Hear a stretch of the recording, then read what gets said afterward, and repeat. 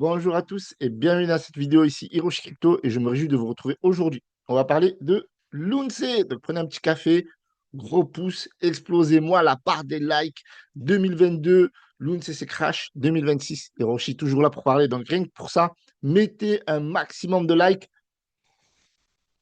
Abonnez-vous, prenez un petit café, un petit verre de thé, prenez tout ce qui vous passe par la main. Moi, j'ai hop, une petite salade de fruits à côté. On va parler de l'UNCE. C'est voilà, c'est un projet qui se développe, qui s'améliore.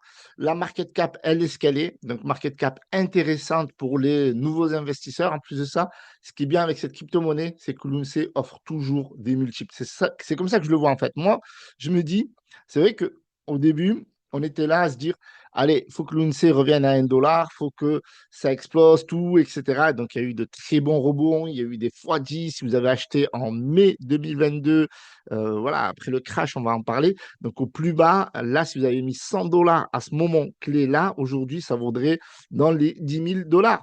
Mais voilà, après, il fallait encore y croire. C'est vrai qu'au plus bas, on le verra après, il y avait de grosses opportunités. Moi, j'en ai profité en 2022, 2023, etc., d'avoir acheté quasiment au plus bas parce que j'étais full dedans, parce que j'avais perdu beaucoup d'argent avec l'UNC et j'étais dans ce délire que ça peut pas crash, ça peut pas crash.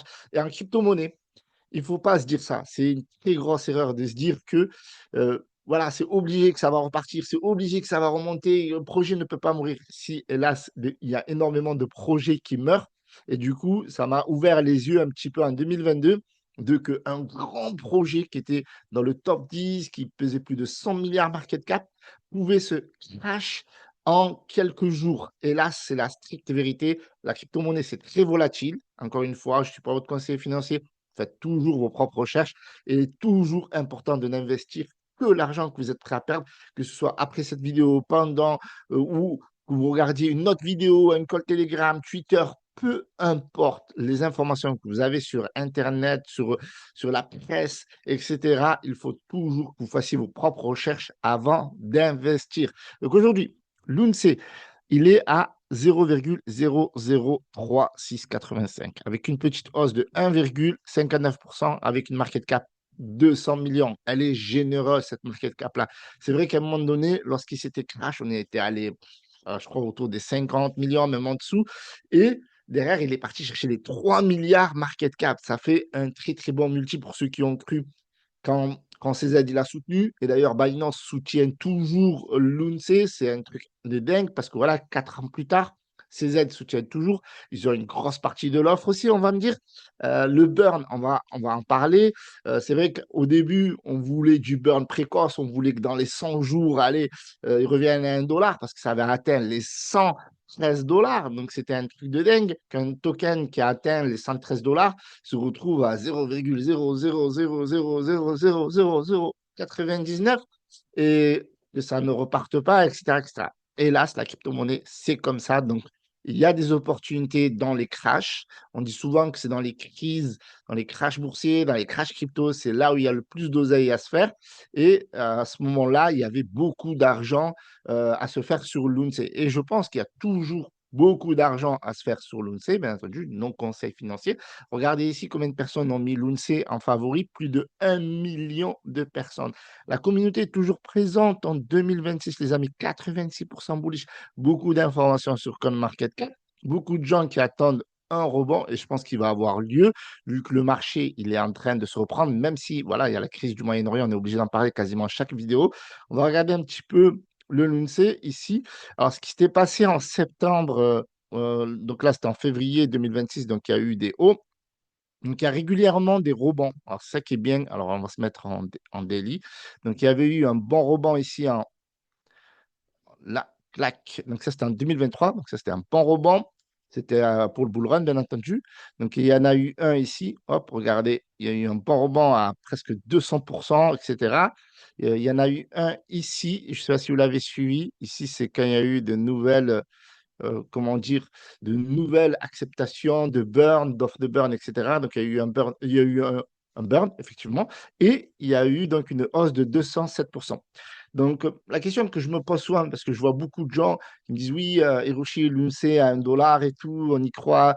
Moi, je me dis, est-ce que ça vaut le coup vraiment d'attendre les 1 dollar. Moi, j'y crois pas. Enfin, j'y crois pas qu'il faut attendre les 1 dollar pour TP, pour prendre profit, etc.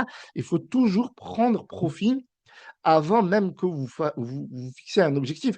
Alors, je donne le cas du Bitcoin. On dit souvent que le Bitcoin pourrait aller chercher les 1 million de dollars, de même qu'on disait que Bitcoin pourrait aller chercher les 100 000 dollars lorsqu'il était autour des 10 000 dollars. Et Bitcoin a atteint les 100 000 dollars et a cassé les 126 000 dollars. Mais si vous attendiez à l'époque que le Bitcoin atteigne les 100 000 dollars, eh ben, vous aurez euh, un Bitcoin à 10 000 dollars qui va jusqu'à 20 000 dollars et qui retourne à 3 000 dollars.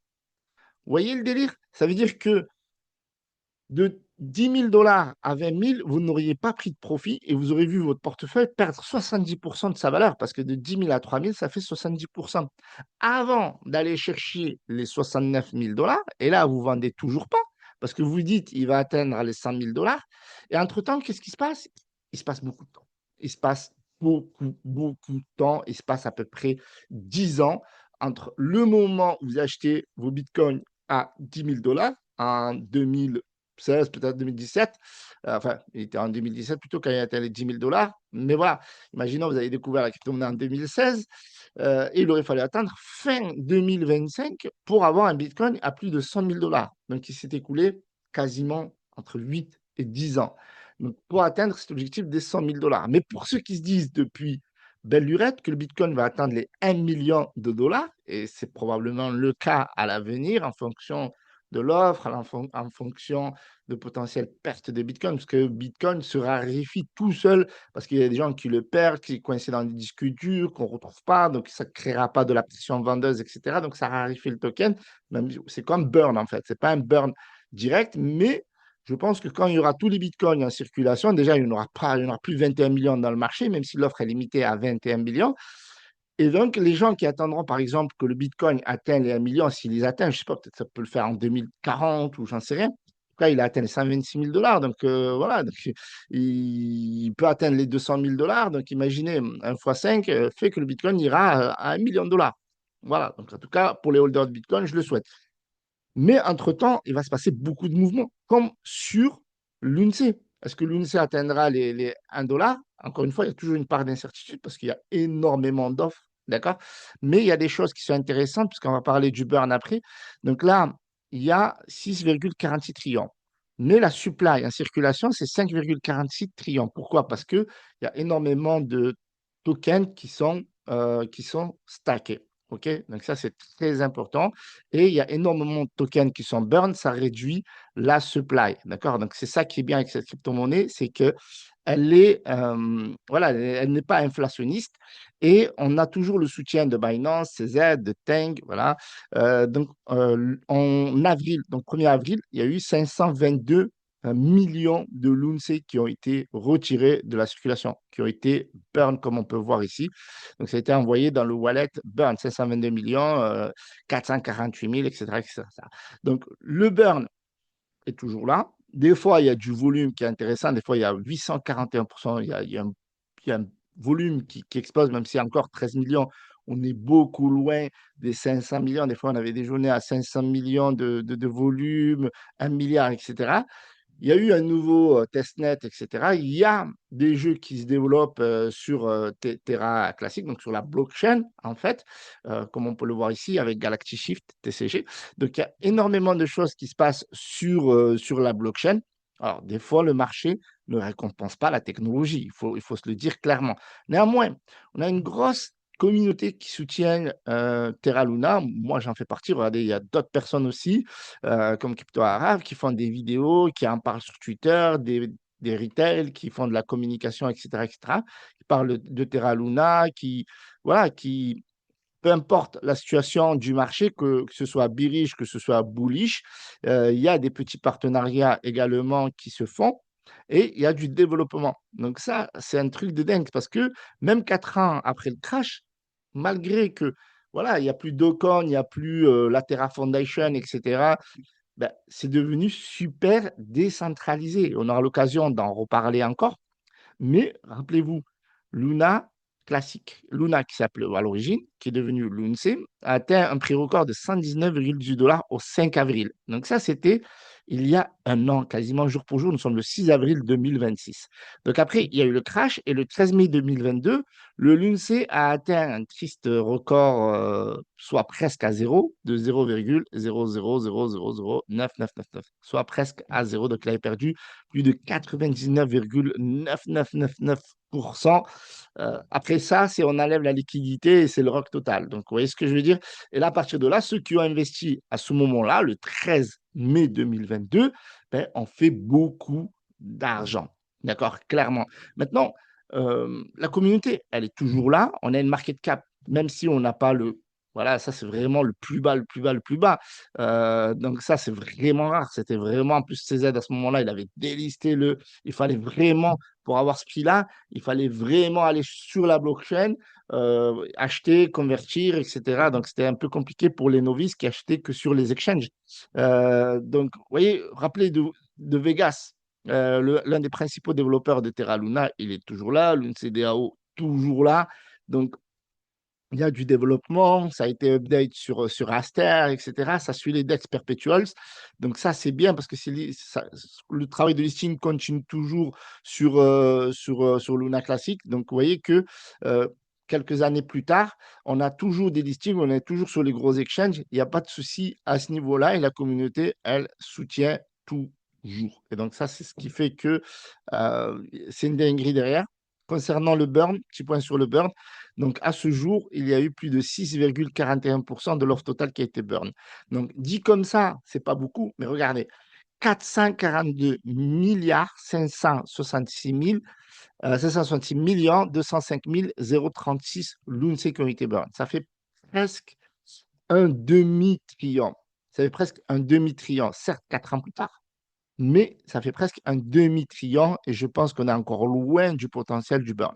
Maintenant, clairement, pour aller plus vite, pour aller plus loin, donc imaginez déjà, vous retirez un trillion de la supply à travers le stacking, vous retirez quasiment un demi-trillion à travers le burn. Donc, si vous retirez plus encore dans le stacking, ça va contribuer à retirer la supply en circulation, bien entendu, même si ce n'est pas du burn et qui pourrait être burn à l'avenir également, mais avec des utilités, du stacking, etc., comme c'était le cas à l'époque et que ça marchait super bien, eh bien, avec les différents protocoles, eh bien, ça va réduire tout simplement la supply, même si ce n'est pas des burns efficients en soi. Néanmoins, donc déjà, 5,46 trillions en circulation. Donc, c'est quand même pas mal parce que si derrière vous retirez encore 0,46 trillions, ben derrière il vous reste 5 trillions et il restera toujours 7 trillions à burn. Mais au bout d'un moment, je pense qu'on va y arriver. Ça ne va pas être donné, ça va pas être facile, ça va pas être. Mais entre-temps, il y aura quand même de l'oseille à se faire. C'est ça qu'il faut se dire en fait. Ça veut dire qu'on peut soutenir une idée et qu'aujourd'hui, entre guillemets, en 2026, on n'a pas les moyens technologiques pour atteindre ce résultat très rapidement. Mais qui sait qu'en 2027 ou en 2028 ou en 2030, on sait très bien que la tech au niveau de la blockchain, ça avance très très vite.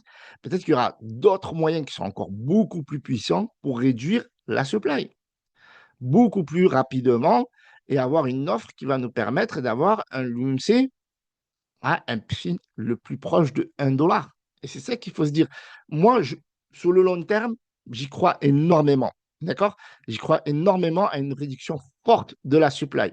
Et si on a réussi à burn 6,41% et qu'on a toujours le soutien des exchanges, etc., en quelques années, avec une offre qui est stratosphérique et qui, encore, ce bull run, c'est le bull run des institutionnels.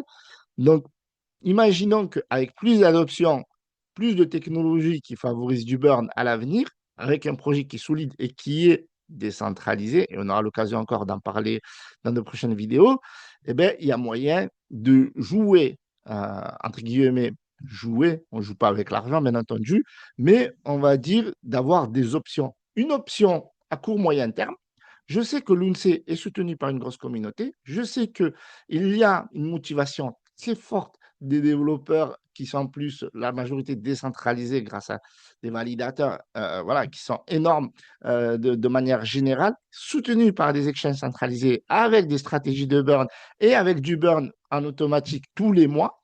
OK? Donc, pas de risque d'inflation. Et en plus de ça, il y a une option court terme. Je sais que l'UNC régulièrement fait des x2, x3, etc. Et en plus de ça, si derrière j'ai une option long terme, ben, ça vaut le coup d'avoir un petit portefeuille, selon mon opinion, pour le très long terme. Parce qu'on voit bien que 4 ans plus tard, le projet est toujours là, résilient, avec de nouveaux projets qui se développent, etc. Et également le burn qui continue, les soutiens qui continuent. Donc, si l'UNC a réussi ce cap-là, ben c'est un shift qui est incroyable dans l'univers de la crypto-monnaie, de passer de quelque chose qui était centralisé entre les mains de quelques personnes, Docorn et son équipe, plus la fondation autour, à des personnes qui sont de plus en plus décentralisées, comme vous et moi. Et c'est ça la dinguerie. Ce premier pari a été réussi. J'aimerais pas dire pari, j'aime pas le dire, même si on peut en parler. C'est un défi, voilà, c'est un défi stratosphérique de réussir à récupérer, entre guillemets, le projet d'une équipe qu'on peut appeler de voleurs, voilà, de bras cassés, de tout ce que vous voulez. Mais on a récupéré un super projet abandonné ou détruit ou tout ce que vous voulez, voilà. Et la communauté a pris le relais. Et ça, en soi, je ne connais aucun projet qui a réussi sur le long terme, sur déjà 4 ans. Et on est encore là, entre guillemets, pour écrire l'histoire de l'UNC en 2026. Je vous remercie d'avoir visionné cette vidéo. J'espère que vous avez apprécié. Si vous êtes un holder, mettez un petit commentaire. Mettez un holder Lunce Army, mettez-moi un petit commentaire, ça me donne de la force. Mettez des pouces, ça va motiver à faire de prochaines vidéos sur Lunce. À la prochaine, les amis. Abonnez-vous, c'était Roche Crypto. Et n'oubliez pas mon canal Telegram, je vous mets le lien dans la description.